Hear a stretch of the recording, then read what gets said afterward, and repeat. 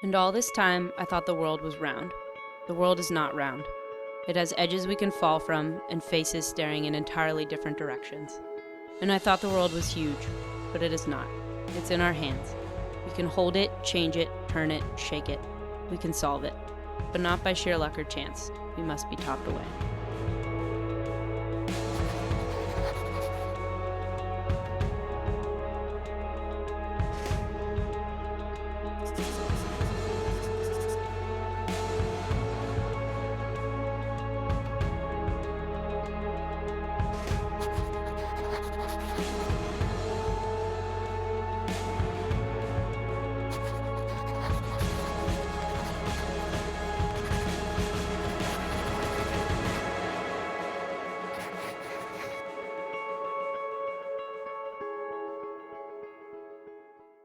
Each year, I teach a large class on global poverty at the University of California, Berkeley.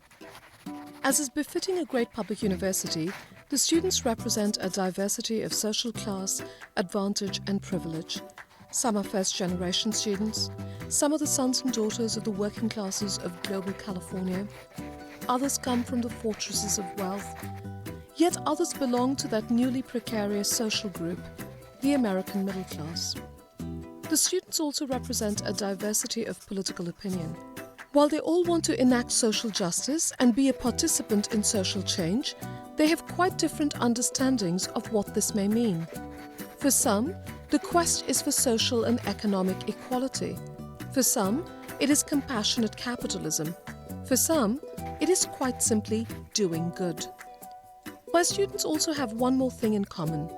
They tend to think about global poverty as something that exists elsewhere, in the global south, in the third world. Not here. Not in the United States of America. One afternoon last year, I listened to a group of my students discuss welfare and poverty in America. It was an informal discussion and opinions flowed freely. A student noted that she was as concerned about the behavior of the poor as she was about income inequality. As a student from a low-income family, she worked multiple jobs. One of these was at a grocery store. I see people on welfare coming there all the time trying to buy cigarettes and alcohol with their food stamps, she said. This dependency is a problem. The solution to poverty cannot be handouts to the poor, she concluded. Many in the group agreed with her. The students in that conversation belonged to what I would designate as the post-welfare generation. They grew up during the years that the US welfare state was systematically dismantled. Most of them were 4 years old when President Clinton, albeit with reluctance, signed into law the bill that slashed welfare for the needy. They did not hear Ronald Reagan running for the Republican presidential nomination in 1976 invent the character of the welfare queen. There's a woman in Chicago, Reagan said. She has 80 names, 30 addresses, 12 social security cards. She's got Medicaid, getting food stamps, and she is collecting welfare under each of her names. Her tax-free cash income alone is over $150,000. They did not hear any of this, but it was their truth. They had grown up in an era in which welfare, rather than poverty, had become the problem to be solved. I realized that afternoon that this post-welfare generation was also expressing deep ambivalence about the role of government. They liked nonprofits, they liked market solutions to poverty, they liked community organizations, but they did not like government. This is why they fell in love with the ideas of William Easterly, especially his line, "The rich have markets, the poor have bureaucrats." The bureaucracy of government, like welfare dependency, was the problem. But here's the paradox. My students enjoy a host of hidden government subsidies that buttress opportunity and mobility, but they do not think that such subsidies should be available to the poor. We must rephrase Easterly.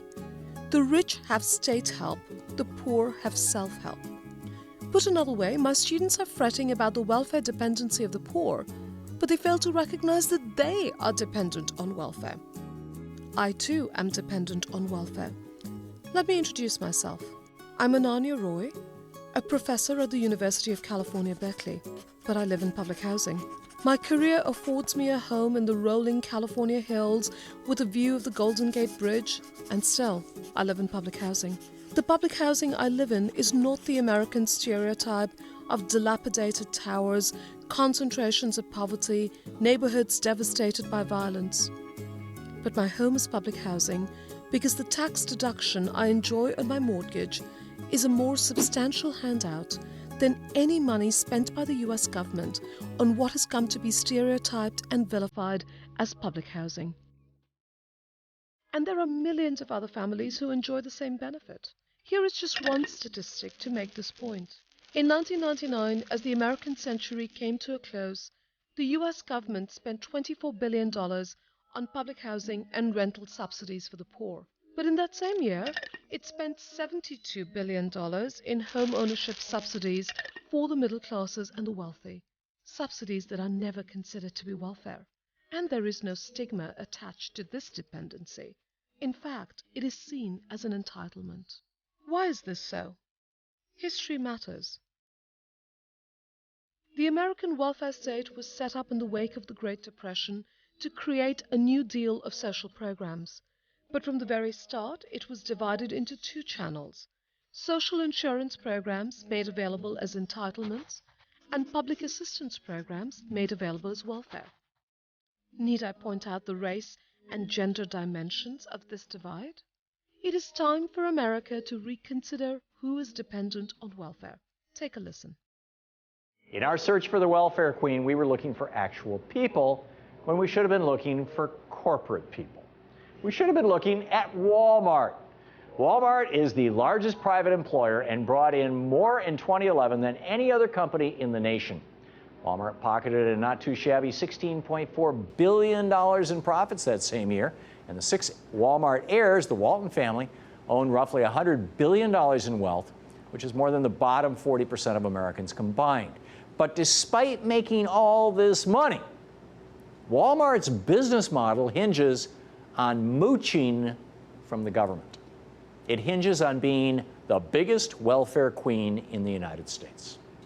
Because of the everyday low wages that the retail giant pays its employees, our government has to step in and provide public assistance to Walmart employees just so they can survive, which is why the Walmart workforce represents the largest recipient of federal aid in the nation. Not since the Great Depression has American society faced such astoundingly high levels of inequality. America has become the 1% nation, with massive economic gains accruing to the top 1% of households. It is this obscene reality that the Occupy movement made visible. Such inequality is not natural. It is not the necessary result of the free market. Rather, it is produced systematically by policy, by the welfare that is doled out to Wall Street hedge funds and super corporations like Walmart. This is the plague of what, in 1958, economist and diplomat John Kenneth Galbraith called the affluent society.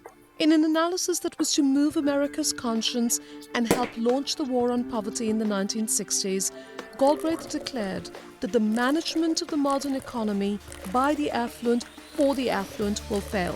Even worse, affluence had the effect, Galbraith writes, of comfortable disregard for those excluded from its benefits and its culture. One such effect, Galbraith noted, was resistance to government help to the poor. Still true in our times. Galbraith argued, though, that it was from the state alone that effective action against poverty can come. Today, Galbraith's conclusion is being taken up again, but not by the liberal democracies of the North Atlantic.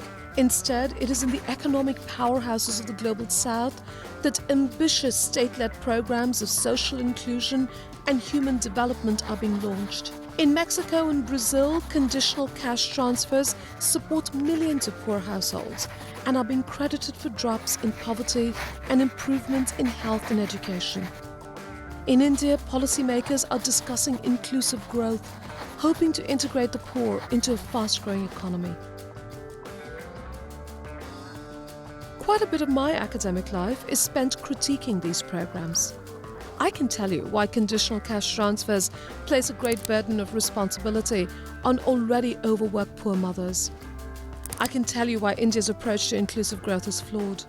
But I also want to suggest that a new type of welfare state is in the making in the global south, one that entails a new social contract between the government and the poor. Perhaps the best example of this is the ongoing debate in many countries about the need for a guaranteed minimum income. Folks, this is radical. A guaranteed minimum income is a citizen's income, earned as an entitlement, not received as welfare. It implies that the rights of citizenship far exceed the political rituals of voting and include the right to human dignity and life without poverty. I want to be clear though, governments in the Global South are not granting this new social contract to the poor. Poor people's movements are demanding such a social contract. They are raging against deprivation, dispossession, and displacement. They are roaring, as they do in Ashwin Desai's account of social movements in South Africa. We are the poors. These poor people's movements know what visionary radical Saul Alinsky knew when he launched community action in the marginalized neighborhoods of Chicago, that poverty is not only the poverty of economy, but also the poverty of power. A key part of the poverty of power is to be defined as dependent on charity, handouts, welfare. To transform dependency into self-determination is the work of poor people's movements. To demonstrate the dependency of the wealthy on welfare, as well as on the labor of the poor, must be our collective work. And so that afternoon at UC Berkeley, I asked my students to read Maya Angelou's poem, Mama Welfare Roll. Mama Welfare Roll, pudgy hands bunched on layered hips, her children, strangers to childhood's toys, walks barehanded into a den of bureaucrats for her portion. They don't give me welfare, I take it.